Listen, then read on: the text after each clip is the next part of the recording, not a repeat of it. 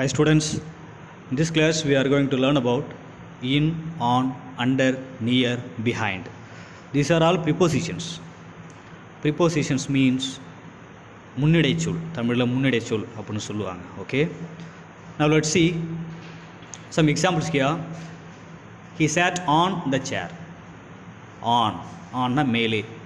இப்போ he sat on the chair. chair மேலே உட்காந்தாங்க. Okay. There is some milk in the fridge. There is some milk in the fridge. In the fridge. Fridge-ல. Okay. Fridge உள்ளே இருக்கிறதால we are using here in. Third one, a cat was hiding under the table. Underனா அடியில், கீழே. Okay. இப்போ a cat was hiding under the table. டேபிளுக்கு அடியில் என்ன பண்ணிருக்கு? அது மறைஞ்சிருக்கு.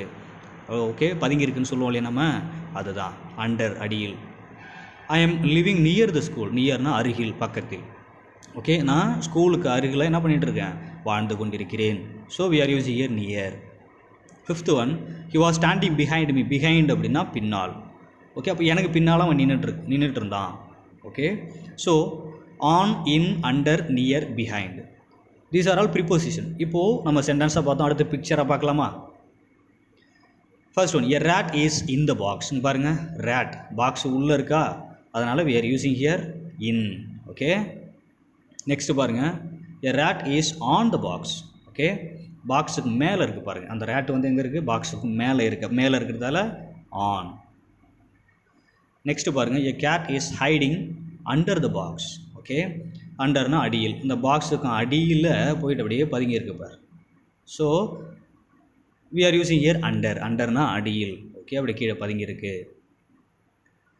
Next, a ball is kept near the blue box. பாருங்கள், ஒரு ப்ளூ கலரில் பாக்ஸ் இருக்கா, அது பக்கத்துலேயே அருகில். ஓகே. அதான் நியர். அங்கே ஒரு பால் இருக்குது. ஸோ அந்த ப்ளூ பாக்ஸுக்கும் அருகில் என்ன இருக்குன்னா ஒரு பால் இருக்குது. அதான் we are using here near. நியர்னா அருகில், பக்கத்தில். Okay. Next, a cat is hiding behind the box. பார்த்தீங்களா, பிஹைண்ட்னா பின்னால். அந்த பாக்ஸுக்கு பின்னால் அப்படியே பதுங்கி இருக்கு பாருங்கள். ஓகே. அதே அந்த கேட் வந்து அப்படியே பதுங்கி இருக்குது, மறைஞ்சி இருக்குது. So we are using here behind. Okay students, thank you.